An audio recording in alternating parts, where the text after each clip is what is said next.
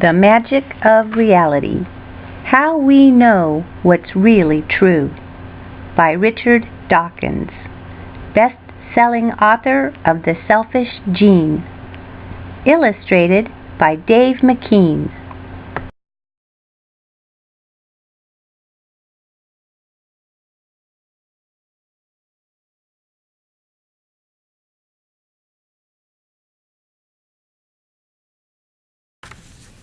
Chapter 9. Are We Alone? So far as I know, there are few, if any, ancient myths about alien life elsewhere in the universe. Perhaps because the very idea of there being a universe vastly bigger than our own world hasn't been around all that long. It took until the 1500s for scientists to see clearly that the Earth orbits the Sun, and that there are other planets that do so too. But the distance and number of the stars, let alone other galaxies, was unknown and undreamed of until relatively modern times. And it isn't that long since people first realized that the direction we call straight up in one part of the world, for example Borneo, would be straight down in another part of the world, in this case, Brazil. Before then, people thought that up was the same direction everywhere, towards the place where the gods lived, above the sky. There have long been numerous legends and beliefs about strange alien creatures near at hand. Demons, spirits, jinns, ghosts, the list goes on. But in this chapter, when I ask, are we alone?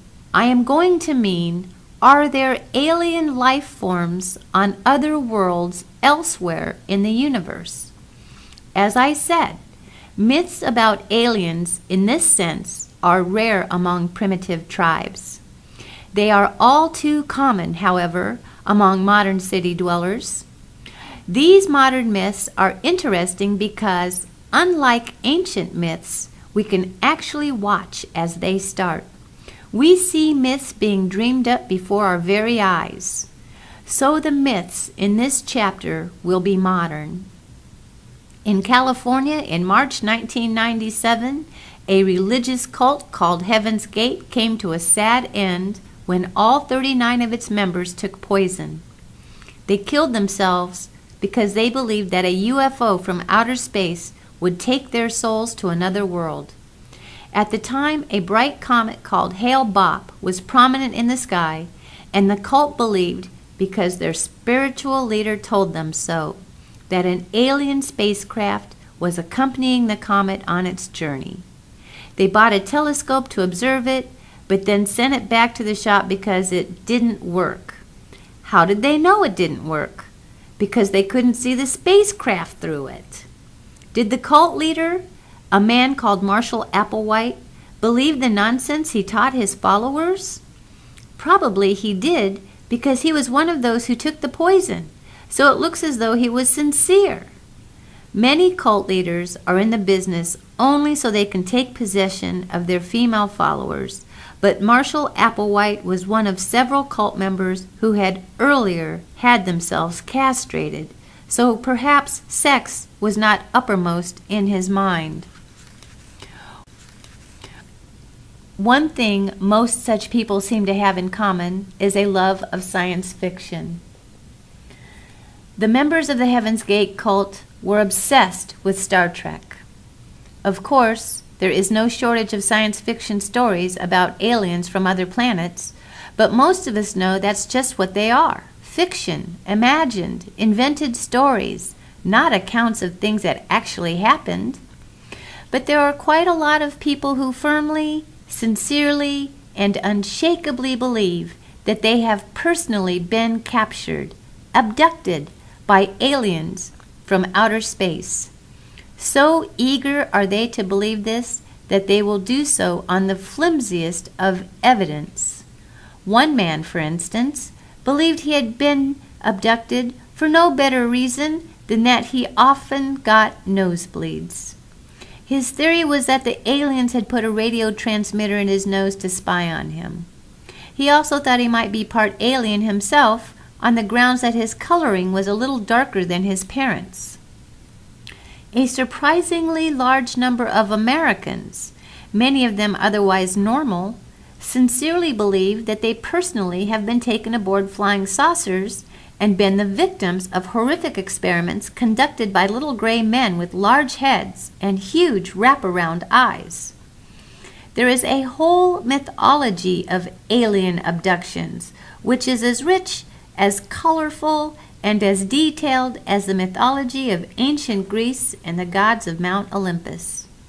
But these alien abduction myths are recent, and you can actually go and talk to people who believe they have been abducted, apparently normal, sane, level-headed people who will tell you they saw the aliens face to face, actually tell you what the aliens look like and what they saw while performing their nasty experiments and sticking needles into people. The aliens speak English, of course. Susan Clancy is one of several psychologists who have made detailed studies of people who claim to have been abducted. Not all of them have clear memories of the event or even any memories at all. They account for this by saying that obviously the aliens must have used some devilish technique to wipe their memories clean after they had finished experimenting on their bodies. Sometimes they go to a hypnotist or a psychotherapist of some kind who helps them to recover their lost memories. Recovering lost memory is a whole other story, by the way, which is interesting in its own right. When we think we remember a real incident, we may only be remembering another memory, and so on back to what may or may not have been a real incident originally. Memories of memories of memories can become progressively distorted. There is good evidence that some of our most vivid memories are actually false memories, and false memories can be deliberately planted by unscrupulous therapists. False memory syndrome helps us understand why at least some of the people who think they have been abducted by aliens claim to have such vivid memories of the incident. What usually happens is that a person becomes obsessed with aliens through reading stories in the newspapers about other alleged abductions. Often, as I said, these people are fans of Star Trek or other science fiction tales. It is a striking fact that the aliens they think they've met usually look very like the ones portrayed in the most recent television fiction about aliens, and they usually do the same kind of experiments as have recently been seen on television. The next thing that may happen is that the person is afflicted by a frightening experience called sleep paralysis. It is not uncommon. You may even have experienced it yourself, in which case I hope it will be a bit less scary the next time it happens if I explain it to you now. Normally, when you are asleep and dreaming, your body is paralyzed. I suppose it's to stop your muscles working in tune with your dreams and making you sleepwalk, though this does, of course, sometimes happen. And normally, when you wake and your dream vanishes, the paralysis goes and you can move your muscles. But occasionally, there is a delay between your mind returning to consciousness and your muscles coming back to life, and that is called sleep paralysis. It is frightening, as you can imagine. You are sort of awake, and you can see your bedroom and everything in it, but you can't move. Sleep paralysis is often accompanied by terrifying hallucinations. People feel surrounded by a sense of dreadful danger, which they can't put a name to. Sometimes they even see things that are not there, just as in a dream. And, also as in a dream, to the dreamer, they seem absolutely real. Now, if you are going to have a hallucination when you suffer sleep paralysis, what might that hallucination look like? A modern science fiction fan might well see little gray men with big heads and wraparound eyes. In earlier centuries, before science fiction came along, the visions people saw were different. Hobgoblins, perhaps, or werewolves, blood-sucking vampires, or, if they were lucky, beautiful winged angels. The point is that the images people see when experiencing sleep paralysis are not really there, but are conjured up in the mind from past fears, legends, or fiction. Even if they don't hallucinate, the experience is so frightening that when they finally wake up, sleep paralysis victims often believe that something horrible has happened to them. If you are primed to believe in vampires, you might wake with a strong belief that a bloodsucker has attacked you. If I am primed to believe in alien abductions, I might wake up believing that I was abducted and my memory then wiped clean by aliens. The next thing that typically happens to sleep paralysis victims is that even if they didn't actually hallucinate aliens and gruesome experiments at the time, their fearful reconstruction of what they suspect may have happened becomes consolidated as a false memory. This process is often helped along by friends and family who eagerly pump them for more and more detailed accounts of what happened, and even prompt them with leading questions. Were there aliens there? What color were they? Were they gray? Did they have big wraparound eyes like in the movies? Even questions can be enough to implant or cement a false memory. When you look at it like this, it is not so surprising that a 1992 poll concluded that nearly 4 million Americans thought they had been abducted by aliens. My friend, the psychologist Sue Blackmore, points out that sleep paralysis was the most likely cause of earlier imagined horrors too, before the idea of space aliens became popular. In medieval times, people claimed to have been visited in the middle of the night by an incubus, a male demon visiting a female victim to have sex with her, or succubus, a female demon visiting a male victim to have sex with him. One of the effects of sleep paralysis is that if you try to move, it feels as though something is pressing down on your body. This could easily be interpreted by the terrified victim as a sexual assault. Legend in Newfoundland talks of an old hag who visits people in the night and presses down on their chests. And there is a legend in Indochina of a gray ghost who visits people in the dark and paralyzes them. So we have a good understanding of why people believe they have been abducted by aliens, and we can tie the modern myths of alien abduction in with earlier myths of rapacious incubi and succubi, or of vampires with long canine teeth who visit in the night and suck our blood. There is no good evidence at all that this planet has ever been visited by aliens from outer space, or, for that matter, by incubi or succubi or demons of any kind. But we are still left with the question of whether there actually are living things on other planets. Just because they haven't visited us, it doesn't mean they don't exist. Could the same process of evolution, or even a very different process that perhaps resembles our kind of evolution only slightly, have not going on other planets as well as ours? Is there really life on other planets? Nobody knows. If you forced me to give an opinion one way or the other, I'd say yes, and probably on millions of planets. But who cares about an opinion? There is no direct evidence. One of the great virtues of science is that scientists know when they don't know the answer to something. They cheerfully admit that they don't know. Cheerfully, because not knowing the answer is an exciting challenge to try to find it. One day, we may have definite evidence of life on other planets, and then we'll know for sure. For now, the best a scientist can do is write down the kind of information that might reduce the uncertainty, might take us from guesswork to an estimate of likelihood.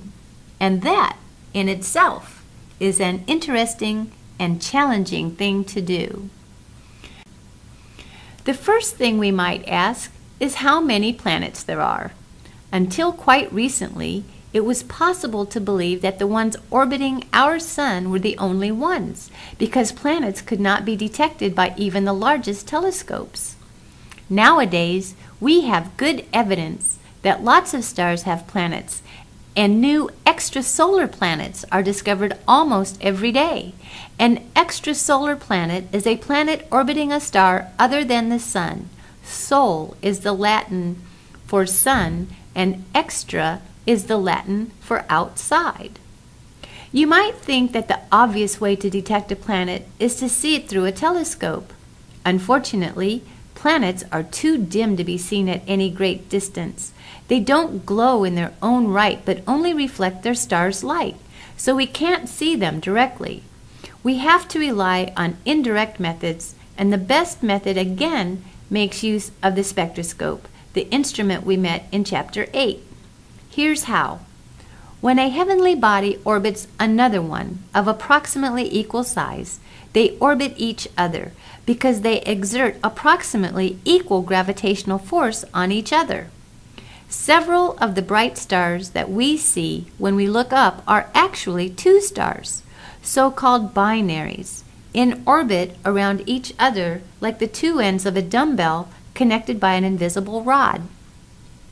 When one body is much smaller than the other, as is the case with a planet and its star, the smaller one whizzes around the larger one, while the larger one makes only little token movements in response to the gravitational pull of the smaller. We say that Earth orbits the Sun, but actually the Sun also makes tiny movements in response to the gravity of Earth.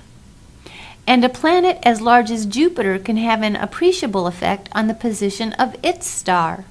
These token movements of a star are too small to count as going round the planet, but they are large enough to be detected by our instruments, even though we can't see the planet at all. How we detect these movements is interesting in its own right. Any star is too far away for us to be able to see it actually moving, even with a powerful telescope. But, strangely, although we can't see a star move, we can measure the speed with which it does so. That sounds odd, but this is where the spectroscope comes in. Remember the Doppler shift from Chapter 8? When the star's movement happens to be away from us, the light from it will be red-shifted. When the star's movement is towards us, its light will be blue-shifted. So, if a star has an orbiting planet, the spectroscope will show us a rhythmically pulsating red-blue shift pattern, and the timing of these regular shifts will tell us the length of the planet's year. Of course, it's complicated when there's more than one planet, but astronomers are good at mathematics and they can cope with that complication. At the time of writing, January 2011, 484 planets have been detected by this means, orbiting 408 stars. There will surely be more by the time you read this. There are other methods of detecting planets. For example, when a planet passes across the face of its star, a small portion of the face of the star is obscured or eclipsed, like when we see the moon eclipsing the sun, except that the moon looks much bigger because it is so much closer. When a planet comes between us and its star, the star becomes very, very slightly dimmer, and sometimes our instruments are sensitive enough to detect this dimming. So far, 110 planets have been discovered in this way, and there are a few other methods too, which have detected another 35 planets. Some planets have been detected by more than one of these techniques, and the present grand total is 519 planets orbiting stars in our galaxy other than the Sun. In our galaxy, the great majority of stars where we have looked for planets have turned out to possess them. So, assuming our galaxy is typical, we can probably conclude that most of the stars in the universe have planets in orbit around them. The number of stars in our galaxy is about 100 billion, and the number of galaxies in the universe is about the same again. That means something like 10,000 billion stars in total. About 10% of known stars are described by astronomers as sun-like. Stars that are very different from the sun, even if they have planets, are unlikely to support life on those planets for various reasons. For example, stars that are much bigger than the sun tend not to last long enough before exploding. But even if we confine ourselves to the planets orbiting sun-like stars, we are likely to be dealing in billions of billions, and that would probably still be an underestimate. All right, but how many of those planets orbiting the right kind of star are likely to be suitable for supporting life? The majority of extrasolar planets discovered so far are Jupiters. That means they are gas giants, mostly made of gas at high pressure. This is not surprising, as our methods of detecting planets are usually not sensitive enough to notice anything smaller than Jupiters. And Jupiters, gas giants, are not suitable for life as we know it. Of course, that doesn't mean that life as we know it is the only possible kind of life. There might even be life on Jupiter itself, although I doubt it. We don't know what proportion of those billions of planets are Earth-like rocky planets as opposed to Jupiter-like gas giants. But even if the proportion is quite low, the absolute number will still be high because the total is so huge. Looking for Goldilocks. Life as we know it depends on water. Once again, we should beware of fixing our attention on life as we know it, but for the moment, exobiologists, scientists searching for extraterrestrial life, regard water as essential, so much so that a good part of their effort is given over to searching the heavens for signs of it. Water is a lot easier to detect than life itself. If we find water, it certainly doesn't mean there has to be life, but it is a step in the right direction. For life as we know it to exist, at least some of the water has to be in liquid form. Ice won't do, nor will steam. Close inspection of Mars shows evidence of liquid water in the past, if not today. And several other planets have at least some water, even if it is not in liquid form. Europa, one of the moons of Jupiter, is covered with ice, and it has been plausibly suggested that under the ice is a sea of liquid water.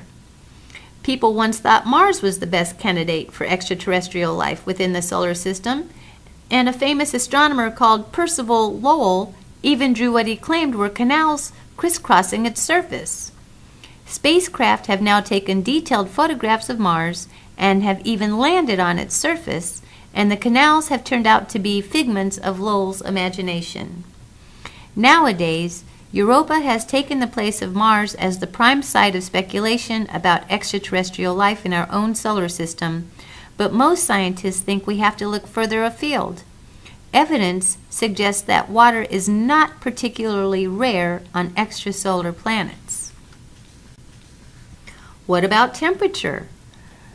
How finely tuned does the temperature of a planet have to be if it is to support life? Scientists talk of a so-called Goldilocks zone, just right, like baby bear's porridge, between two wrong extremes of too hot, like father bear's porridge, and too cold, like mother bear's porridge. The orbit of Earth is just right for life, not too close to the sun where water would boil, and not too far from the sun where all the water would freeze solid and there wouldn't be enough sunlight to feed the plants. Although there are billions and billions of planets out there, we cannot expect more than a minority of them to be just right where temperature and distance from their star are concerned.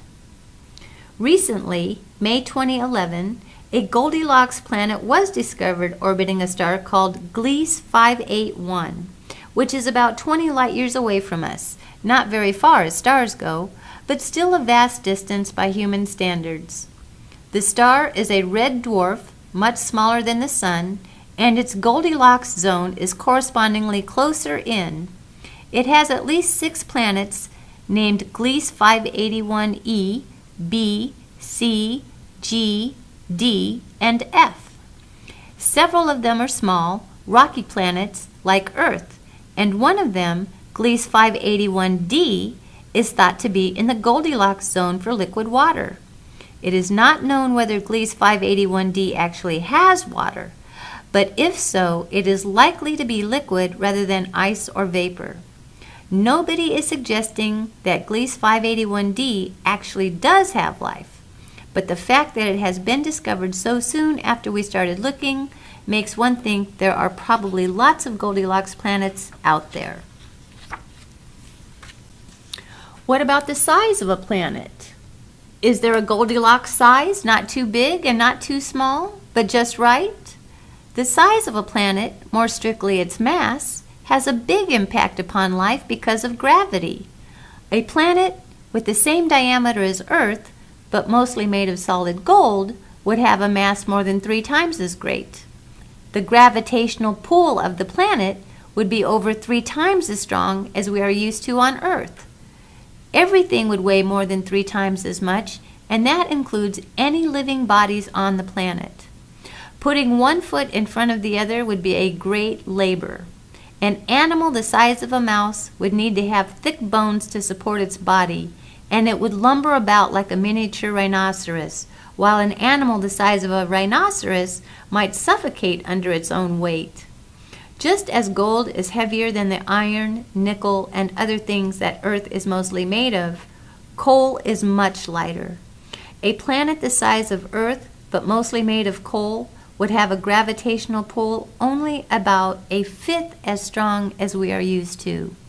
An animal the size of a rhinoceros could skitter about on thin, spindly legs like a spider, and animals far bigger than the largest dinosaurs could happily evolve if the other conditions on the planet were right. The moon's gravity is about 1/6 that of Earth. That is why astronauts on the moon moved with a curious bounding gait, which looked quite comical because of their large bulk in their spacesuits. An animal that actually evolved on a planet with such weak gravity would be built very differently. Natural selection would see to that. If the gravitational pull were too strong, as it would be on a neutron star, there could be no life at all. A neutron star is a kind of collapsed star. As we learned in Chapter 4, matter normally consists almost entirely of empty space. The distance between atomic nuclei is vast, compared with the size of the nuclei themselves. But in a neutron star, the collapsing means that all that empty space has gone. A neutron star can have as much mass as the Sun, yet be only the size of a city, so its gravitational pull is shatteringly strong. If you were plonked down on a neutron star, you would weigh 100 billion times what you weigh on Earth. You'd be flattened. You couldn't move. A planet would only need to have a tiny fraction of the gravitational pull of a neutron star to put it outside the Goldilocks zone, not just for life as we know it, but for life as we could possibly imagine it. Here's looking at you. If there are living creatures on other planets, what might they look like? There's a widespread feeling that it's a bit lazy for science fiction authors to make them look like humans with just a few things changed, bigger heads or extra eyes or maybe wings. Even when they are not humanoid, most fictional aliens are pretty clearly just modified versions of familiar creatures, such as spiders, octopuses, or mushrooms. But perhaps it is not just lazy, not just a lack of imagination. Perhaps there really is good reason to suppose that aliens, if there are any, and I think there probably are, might not look too unfamiliar to us. Fictional aliens are proverbially described as bug-eyed monsters, so I'll take eyes as my example. I could have taken legs or wings or ears, or even wondered why animals don't have wheels. But I'll stick to eyes and try to show that it isn't really lazy to think that aliens, if there are any, might very well have eyes. Eyes are pretty good things to have, and that is going to be true on most planets. Light travels, for practical purposes, in straight lines, wherever light is available, such as in the vicinity of a star. It is technically easy to use light rays to find your way around, to navigate, to locate objects. Any planet that has life is pretty much bound to be in the vicinity of a star, because a star is the obvious source of the energy that all life needs. So the chances are good that light will be available wherever life is present, and where light is present, it is very likely that eyes will evolve because they are so useful. It is no surprise that eyes have evolved on our planet dozens of times independently.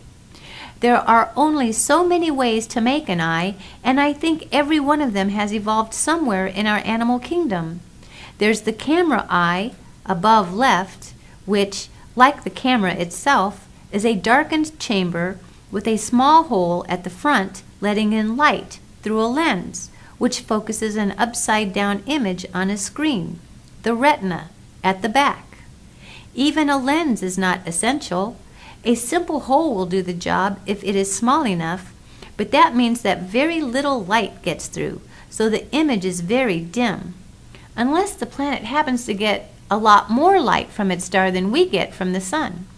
This is, of course, possible, in which case the aliens could indeed have pinhole eyes. Human eyes, opposite, right, have a lens to increase the amount of light that is focused in the retina. The retina at the back is carpeted with cells that are sensitive to light and tell the brain about it via nerves. All vertebrates have this kind of eye, and the camera eye has been independently evolved by lots of other kinds of animals, including octopuses, and invented by human designers too, of course. Jumping spiders, left below, have a weird kind of scanning eye. It is sort of like a camera eye, except that the retina, instead of being a broad carpet of light-sensitive cells, is a narrow strip. The strip retina is attached to muscles which move it about so that it scans the scene in front of the spider. Interestingly, that is a bit like what a television camera does too, since it has only a single channel to send a whole image along.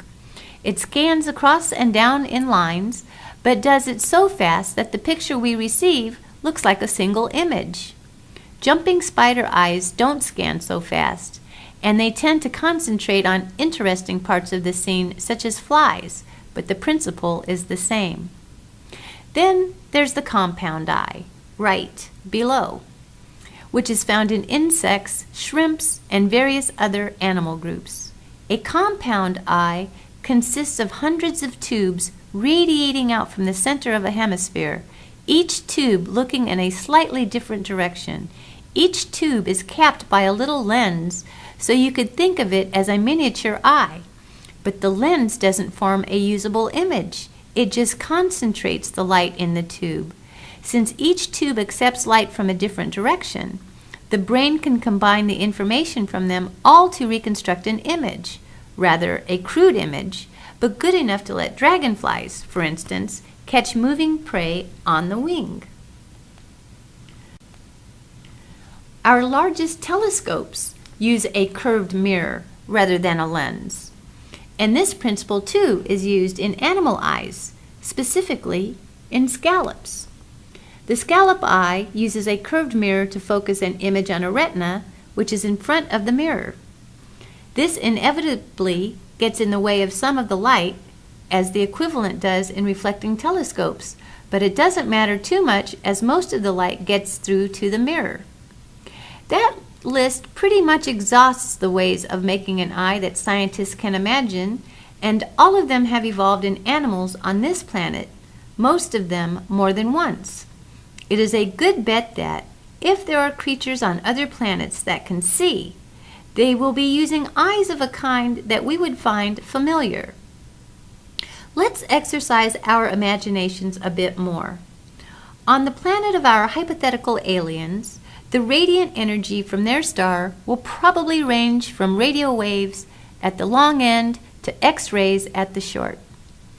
Why should the aliens limit themselves to the narrow band of frequencies that we call light? Maybe they have radio eyes or X-ray eyes. A good image relies on high resolution. What does that mean? The higher the resolution, the closer 2 points can be to each other while still being distinguished from each other. Not surprisingly, long wavelengths don't make for good resolution. Light wavelengths are measured in minute fractions of a millimeter and give excellent resolution, but radio wavelengths are measured in meters. So radio waves would be lousy for forming images, although they are very good for communication purposes because they can be modulated. Modulated means changed extremely rapidly in a controlled way. So far as is known, no living creature on our planet has evolved a natural system for transmitting, modulating, or receiving radio waves. That had to wait for human technology. But perhaps there are aliens on other planets that have evolved radio communication naturally. What about waves shorter than light waves, X-rays for example? X-rays are difficult to focus, which is why our X-ray machines form shadows rather than true images. But it is not impossible that some life forms on other planets have X-ray vision. Vision of any kind depends on rays traveling in straight or at least predictable lines. It is no good if they are scattered every which way, as light rays are in fog. A planet that is permanently shrouded in thick fog would not encourage the evolution of eyes. Instead, it might foster the use of some kind of echo-ranging system like the sonar used in bats, dolphins, and man-made submarines. River dolphins are extremely good at using sonar because their water is full of dirt, which is the watery equivalent of fog. Sonar has evolved at least 4 times in animals on our planet, in bats, whales, and 2 separate kinds of cave-dwelling birds. It would not be surprising to find sonar evolving on an alien planet, especially one that is permanently shrouded in fog. Or, if the aliens have evolved organs that can handle radio waves for communication, they might also evolve true radar to find their way around, and radar does work in fog. On our planet, there are fish that have evolved the ability to find their way about using distortions in an electric field that they themselves create. In fact, this trick has evolved twice independently, in a group of African fish and in a completely separate group of South American fish. Duck-billed platypuses have electric sensors in their bills which pick up the electrical disturbances in water caused by the muscular activity of their prey. It is easy to imagine an alien life form that has evolved electrical sensitivity along the same lines as the fishes and the platypus, but to a more advanced level. This chapter is rather different from the others in this book because it emphasizes what we don't know rather than what we do. Yet, even though we have not yet discovered life on other planets, and indeed may never do so, I hope you have seen and been inspired by how much science can tell us about the universe. Our search for life elsewhere is not haphazard or random. Our knowledge of physics and chemistry and biology equips us to seek out meaningful information about stars and planets vast distances away, and to identify planets that are at least possible candidates as hosts for life. There is much that remains deeply mysterious, and it is not likely that we will ever uncover all the secrets of a universe as vast as ours. But, armed with science, we can at least ask sensible, meaningful questions about it and recognize credible answers when we find them. We don't have to invent wildly implausible stories. We have the joy and excitement of real scientific investigation and discovery to keep our imaginations in line. And in the end, That is more exciting than fantasy. The Magic of Reality. How We Know What's Really True by Richard Dawkins, best-selling author of The Selfish Gene. Illustrated by Dave McKean.